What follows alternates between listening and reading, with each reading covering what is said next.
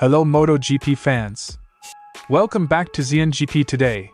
At the Sepang preseason test, the rookie Toprak Razgatlioglu struggled with rear-wheel spin on corner exit, a problem that looks minor on paper but costs big tenths in lap time. His teammate Jack Miller broke down why the Michelin rear tire behaves differently from the rubber Toprak new in WorldSBK, and why the Ducati approach to throttle transition serves as a useful model for rookies adapting to MotoGP. At Sepang, rookie sensation Toprak Razgatlioglu edged closer to his MotoGP breakthrough, and closer to a 1 minute and 57 seconds lap, but left with a clear technical lesson. Following Pramac teammate Jack Miller gave him answers, and exposed new questions. Bezzechi has signed a new deal with Aprilia and arrives in 2026 with quiet confidence. He's equal parts self-critical and ambitious, the kind of rider who turns near misses into the fuel for next season gains. Below are that unpack what the contract, the Misano lesson, the season outlook, and his personality mean for his future. Ducati says its current Bezzechi power plant is essentially the same weapon that dominated since 2024, and the factory plans to squeeze every last advantage from it until the rule reset in 2027.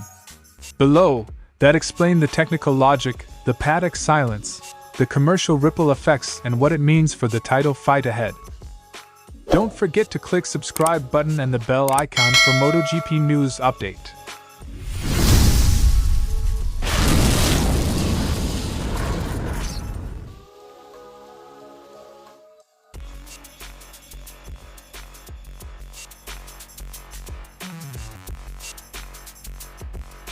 The issue isn't a one-off blip, it's a tire management problem born from the different construction and behavior of MotoGP rubber. On a WorldSBK Pirelli, the rider can provoke a bit of slide and recover. On Michelin, the slide tends to keep building until the load is back on the tire, which means an early throttle can punish you for several corners. That compounding effect turns small mistakes into big losses for the Turk at Sepang. You need to ride like a Moto2 style and open the gas very gentle, because this tire is so sensitive. The Australian's message to Toprak was practical. Study how the fast Ducatis feed the throttle back in. It's a smooth, progressive transfer of load that avoids upsetting the rear. Miller pointed out that the behavior is partly aerodynamic and partly chassis setup, but it all starts with the way the rider modulates the throttle. For a superbike ace used to sliding the rear to help turn, that restraint is counterintuitive and takes discipline. If you listen to a Ducati when it opens the throttle, everything is done so smoothly to try and transition the load to not upset the bike. Miller also used Sepang to justify Yamaha's move to a V4 architecture. Their previous inline-4 struggled to deliver smooth drive at corner exit, which amplified the Michelin's sensitivity. The V4's power delivery and chassis packaging promise a friendlier torque transition, not a magic fix, but a helpful tool while the rookie learns the new riding style. That change gives the team a better starting point for setup work at Burum. That was the biggest thing. Last year, with the inline-4, it was very difficult to get that transfer and very difficult to remain in the traction. Toprak himself admitted the learning curve. He must wait longer to open the throttle and accept slower, steadier corner exits, while engineers tweak suspension and chassis to help turn and provide grip. The team will use the Burum test to experiment with different suspension settings aimed at giving him more confidence on the exit, because rider technique and mechanical balance have to work together. The rookie's honesty about being used to sliding makes the coaching straightforward. Suppress an instinct and replace it with patience. It's so difficult to wait a lot to open the gas, because in Superbike I'm always using the rear tire to turn.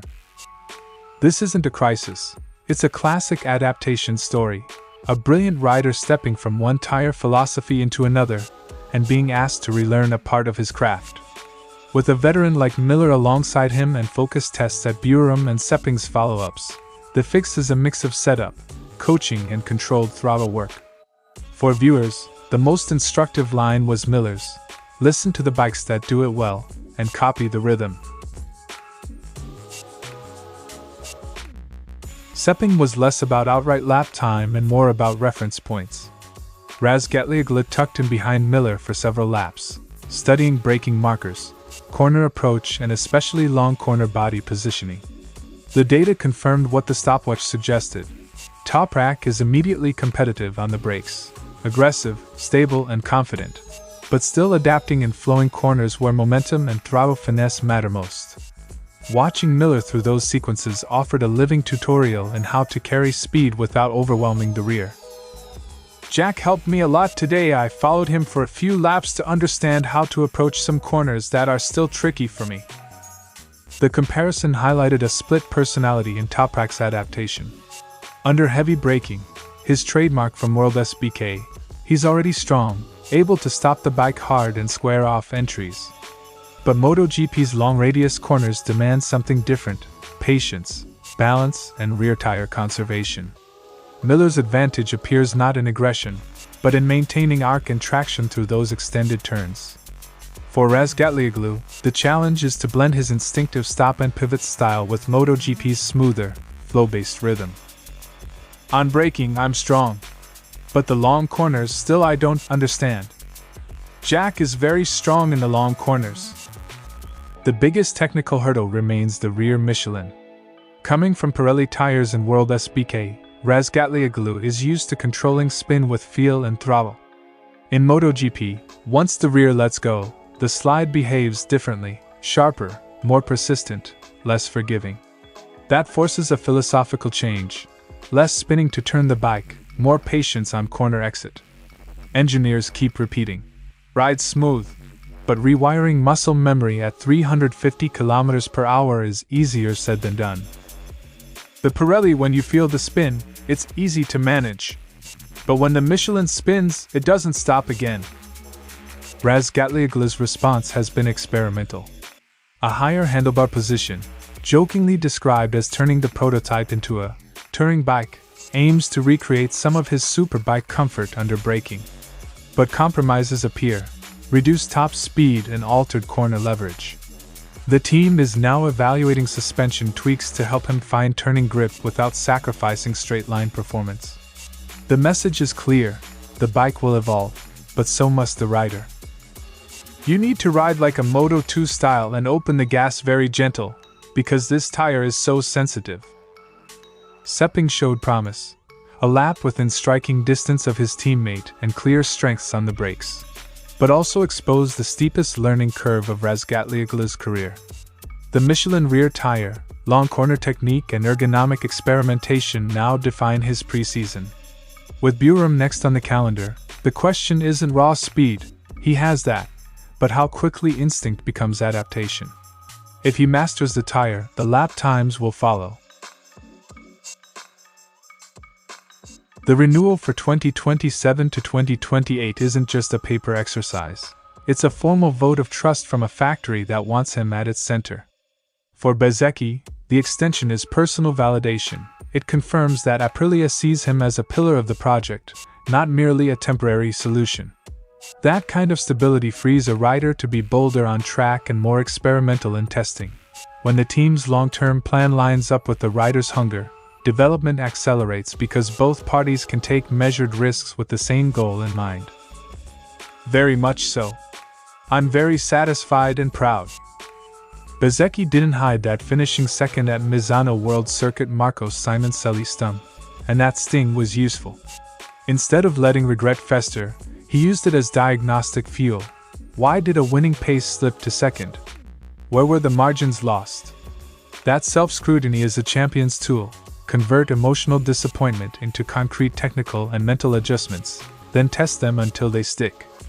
In short, Misano became less a setback and more a learning lab. I gave it my all there in Misano, but I really cared and regretted finishing second.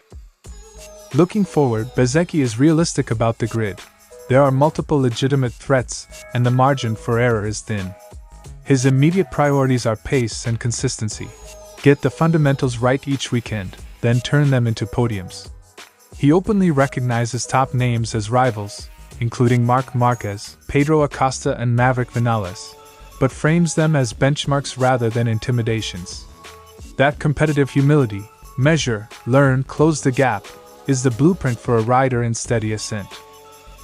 It's hard to say now that we haven't raced yet, but it's going to be a great season anyway. Beyond results, Bezzechi's character matters to the project. He combines fierce self-demand with a clear sense of team and family support, and he's approachable in a paddock that sometimes values bravado over substance. His rapport with figures like Massimo Rivola and small, human moments, like the childhood-tinged Misano anecdotes, keep him grounded. That balance, driven on track, balanced off it, often turns talent into longevity. It helps me, even though there's a lot of pressure because you know you have a lot of family to support. It's like everyone is giving you a little push. Marco Bezzechi's extension with Aprilia is more than a contract, it's a statement of intent. Misano taught him humility, the factory gave him confidence, the grid gave him targets. If he keeps converting self-critique into measured improvements, 2026 could be the season where steady progress becomes consistent podium presence, and a reminder that growth often follows clear-eyed reflection as much as raw speed. In Borgo Panigale, the engineering call was pragmatic. After the big leap from the 2023 package to the 2024 mill, a change credited to chief engineer Gigi D'Aligna, Ducati decided that starting from scratch again would be a waste of resources while the 1000cc era still has life.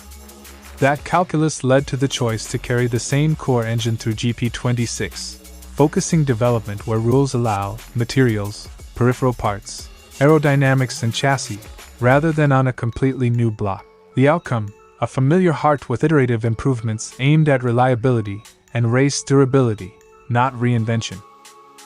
If you watch Sepang closely, you'll have noticed something odd.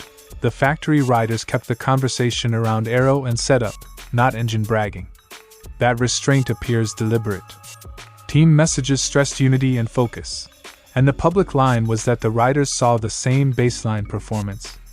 That diplomatic silence also helped manage internal expectations, particularly around a rider who had a patchy 2025 but remained Ducati's focal point. There's a business logic behind the nomenclature. Ducati sells last year's models to satellite teams at one price and charges more for the latest iteration.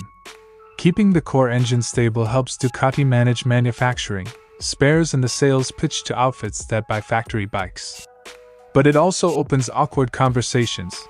If Gresini or VR46 think they're paying for the latest, and the performance gap is marginal, trust and margins become talking points, exactly the sort of detail that races through paddock corridors.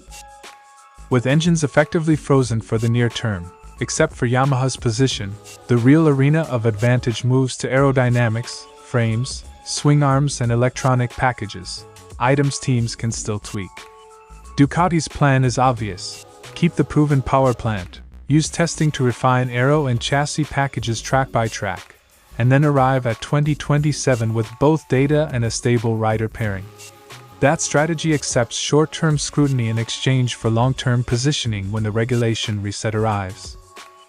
Ducati's choice to milk the 2024 engine is a strategic bet. Convert an existing advantage into trackable, reliable gains while the regulation horizon approaches.